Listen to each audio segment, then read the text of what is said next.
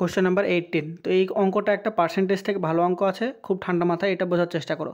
বলেছে এখানে 3টে ট্রানজাকশান হয়েছে, যেখানে একটি কোম্পানি 10,000 টাকা একটা কাঁচামাল ক্রয় করে এবং পণ্য তৈরি করার জন্য অতিরিক্ত 5,000 টাকার শ্রম এবং ওভারহেড খরচ করে। মানে বলেছে একটা কোনো কাঁচামাল তৈরি কোম্পানি কিনলো, সেটার উপরে টোটাল খরচ কত হয়েছে, তাহলে 10,000 টাকা তো তার দাম, আর 5,000 টাকা হচ্ছে সেটার উপর শ্রম এবং বাকি খরচ দিয়ে আমাদের টোটাল যে কস্ট প্রাইস পড়ছে সেটা হচ্ছে 10 আর 5 হচ্ছে টোটাল আমাদের 15,000 টাকা সেই জিনিসটার উপর খরচ করেছে। তার মানে এইটা হচ্ছে প্রথম ক্ষেত্রে আমাদের সিপি হয়ে গেল। তারপর বলেছে পণ্যটি একজন পরিবেশকের কাছে বা ডিস্ট্রিবিউটরের কাছে বিক্রি করেছে কততে, 25,000 টাকাতে। তাহলে এখানে যে কোম্পানি তার বিক্রয় মূল্য বা এসপি আমাদের কত হচ্ছে, সেইটা হচ্ছে 25,000 টাকা।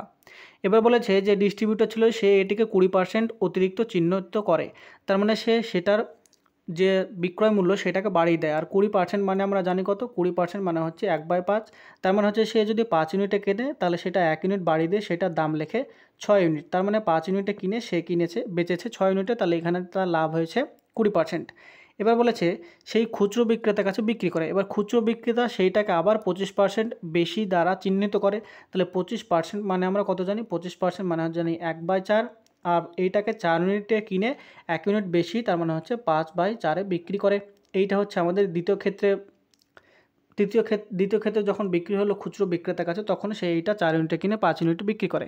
তাহলে শেষ গ্রাহকের কাছে বিক্রি করে। তাহলে কোম্পানির ডিস্ট্রিবিউটর এবং খুচরো বিক্রেতা মিলে মোট কত শতাংশ লাভ করেছে সেইটা আমাদেরকে বার করতে হবে। তো এই অঙ্কটা দেখে মনে হচ্ছে খুব বড়, কিন্তু এইটা আমরা খুব সহজে করতে পারি।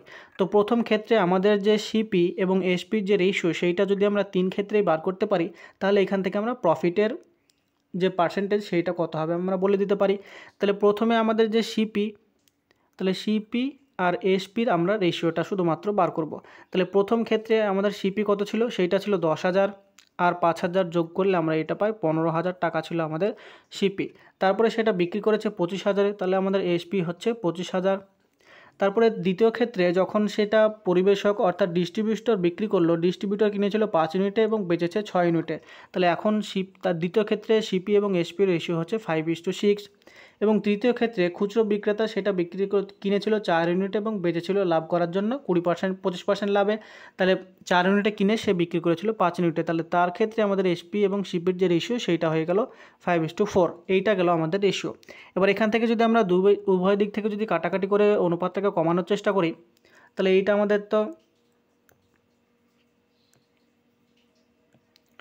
এইটা আমাদের রেশিও আছে সবগুলো। তাহলে বাম দিকে এবং ডান দিকে এইদিকে 3টে শূন্য, এদিকে 3টে শূন্য কাটলাম, তাহলে 5 আর 5 কাটলাম। আর এখানে হচ্ছে 4 দিয়ে 2 দিয়ে কাটলে হয় 2, 2 দিয়ে কাটলে হয় 3, আর 15কে যদি আমরা 5 দিয়ে কাটি তাহলে পাই 3, আর 25কে 5 দিয়ে কাটলে পাই 5, আর এখানকার 3 আর 3 কাটলো। তাহলে দেখো আমাদের যে রেশিওটা সিপি আর এসপির যে রেশিওটা সেইটা আমাদের কত হলো, এইদিকে আছে 2 আর এদিকে আছে 3। তাহলে 2 অনুপাতে বিক্রি করে 3 অনুপাতে 2 অনুপাতে ক্রয় করে যদি 3 অনুপাতে বিক্রি করি, তাহলে আমাদের টোটাল লাভ কত হচ্ছে 1 ইউনিট।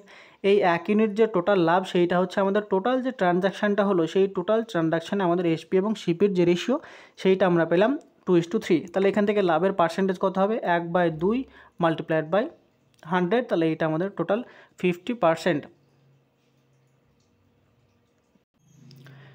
একটু ভুল হয়ে গেছে, দেখো এখানে যে এসপি সেটা রেশিও ছিল 5, তাহলে এখানে 2 থেকে 5 হয়েছে। তার মানে আমাদের টোটাল যে লাভ সেটা কত হয়েছে 3 ইউনিট। তাহলে 2 এর মধ্যে যদি 3 ইউনিট লাভ হয়, তাহলে 2 দিয়ে যদি 100 কাটে তাহলে পাই 50। তাহলে 50 মাল্টিপ্লাই বাই 3, তাহলে এখানে আমাদের টোটাল যে লাভের পার্সেন্টেজ সেটা হচ্ছে 150%, যেটা আমাদের এখানে অপশন নাম্বার 4 হয়ে যাবে সঠিক উত্তর। তো এই অঙ্কটা একটু ল্যাঙ্গুয়েজটা আছে বোঝার জন্য একটু ভালো অঙ্ক, তো এটা সাবধানে করে নেবে।